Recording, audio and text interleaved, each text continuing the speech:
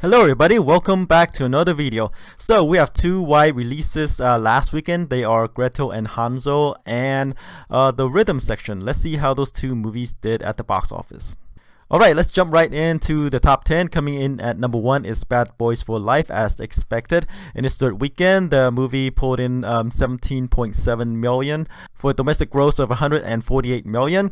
Let's see, overseas it pulled in an additional 142 million for a worldwide total of 290.7 million. And this is a movie that, I said wouldn't open that well. I projected the movie to open somewhere between 20 to 25 million because, the previous Bad Boys movie, Bad Boys 2, was released back in 2003, and Will Smith and Martin Lawrence, well, they're not at the top of their game right now, right? And Will Smith's previous movies haven't been performing well, so with the big time gap, I say 20 to 25 million, but hey, it blew my projections out of the water. And I believe all the other analysts as well. It opened to 62 million, and right now it is still going strong. Reviews for this movie are good at 77% on the tomato meter and a cinema score, so that helps.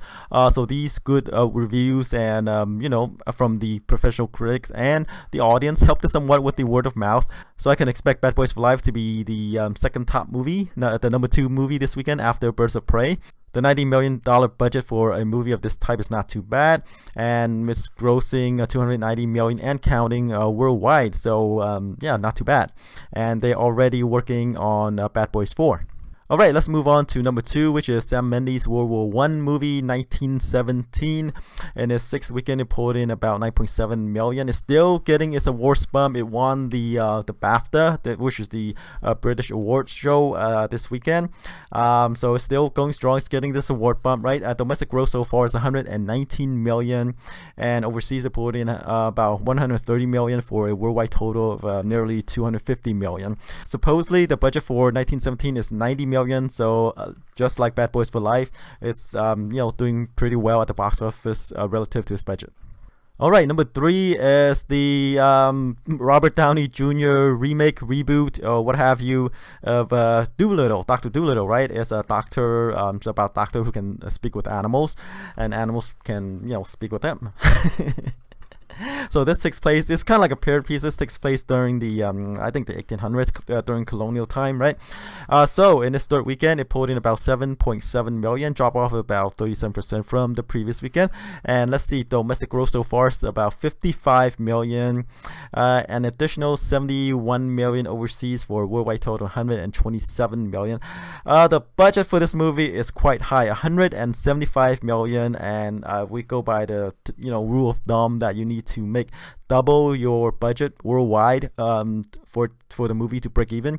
It's still not quite there, right? So it's going to be one of the box office bomb, at least theatrically, of 2020. Dolittle is. I'm not sure how much it's going to make it up in auxiliary, like streaming, home video, what have you. I don't believe there's going to be a huge demand for Dolittle. Maybe they're going to get some of the family audience, during streaming, but I don't think it's going to make up for it that much with this huge budget. Reviews are actually quite terrible for this movie, about 16% on the tomato meter, but a B cinema score, so I guess the children who saw it, the target audience, liked it, right? But professional critics give it typically 16%.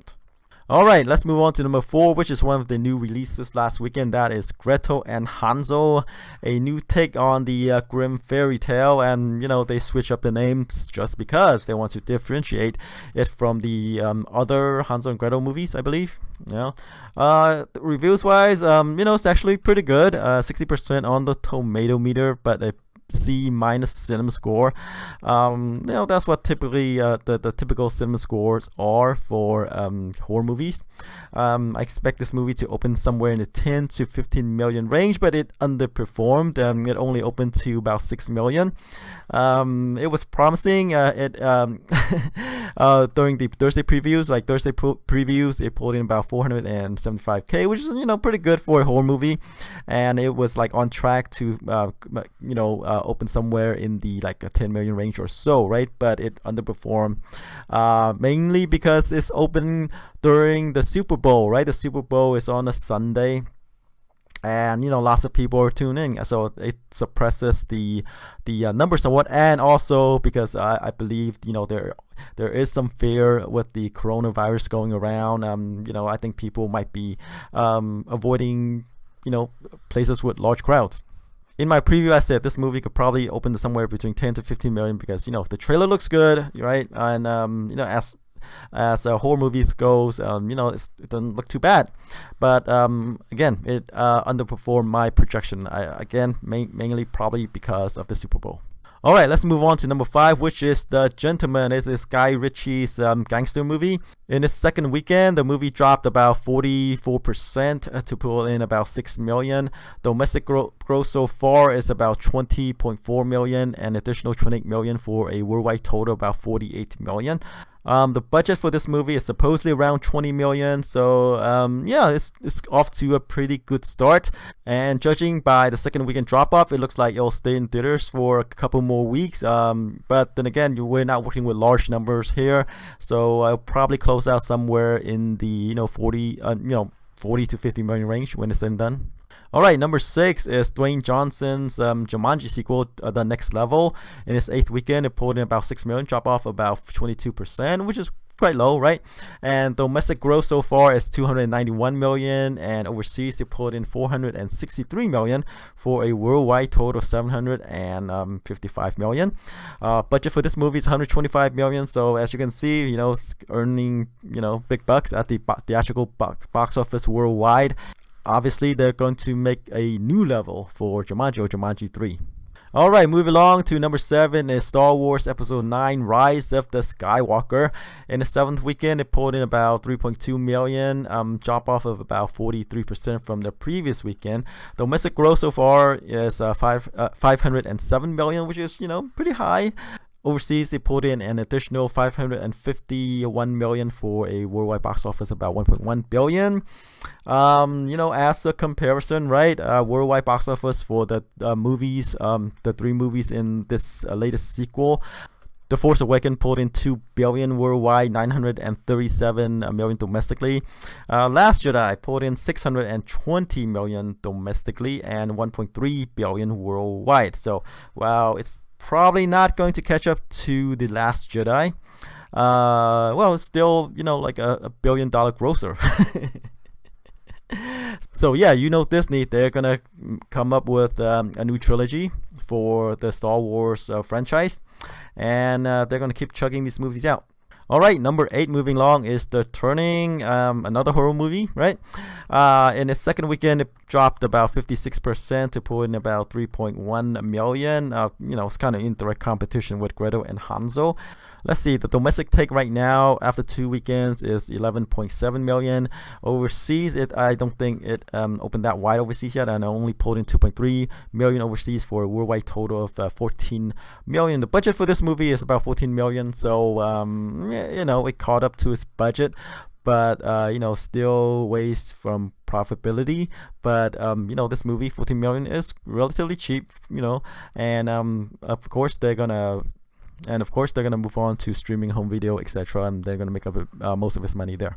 All right, number 9 is Little Women, the big screen adaptation of Louisa May Alcott's novel of the same name. In a sixth weekend, it pulled in about 3 million, drop off about 35% from the previous weekend. And let's see, domestic gross is about 99 million, and overseas it pulled in an additional 64 million for a worldwide total of 163 million. Budget is 40 million, so it's actually doing pretty well at the box office. Reviews for this movie is actually quite good as well, 95% on the tomato meter, A- cinema score, so nothing wrong with the reviews there. All right, closing out the top 10 is one of the other new releases last weekend, and it is the Rhythm section, starring Blake Lively and Jude Law. I think this movie is cast wrongly, and titled wrongly, right? The Rhythm section. You expect this to be some sort of music movie, rhythm, drums, dancing, whatever, right? And not a revenge story starring Blake Lively as this action hero. And if you see Blake Lively, she's not exactly an action hero, but they made her out to be this as one in the rhythm section. Reviews are not great for this movie, 31% on the tomato meter and a C+ cinema score. This is a movie I said could probably open somewhere in the 5 to 10 million range, mainly because of the names alone, Blake Lively, Jude Law. But again, it underperformed as well. It opened to about 2.8 million, and it's only gonna go down from there. Like I said, when I watched the trailer for this movie, there's nothing that actually pulled me in, and I thought Blake Lively was miscast in this role. And then the title, right? And of course, we have the Super Bowl going on. Probably the some of the target audience are home watching the Super Bowl instead of this one. So just I think if the Super Bowl wasn't going on, and there's this killer virus going on, it might open higher. As such, I could see the rhythm section falling out of the top 10 next weekend. All right, that's it for the top 10. Let's move on to the lone wide release this weekend, and that is Birds of Prey, and that is, I guess, a spin-off of the Joker movie, right? It's focused on what's her name? Harley Quinn, played by Margot Robbie. She was in the Suicide Squad, right? They spin off a movie that's focused on her alone, and a couple of other misfits as well, right? Mary Elizabeth Winstead is in here, Ewan McGregor, Janae Smollett-Bell, Rosie Perez, Ali Wong. They're all in here, and this is pretty much a female-led cast superhero movie. Kind of like the Suicide Squad, except that it's more fun. As you can see from the previous as you can see from the recent DC superhero movies, right? They brought the fun back. Before it was more dark and gritty. Zack Snyder took over the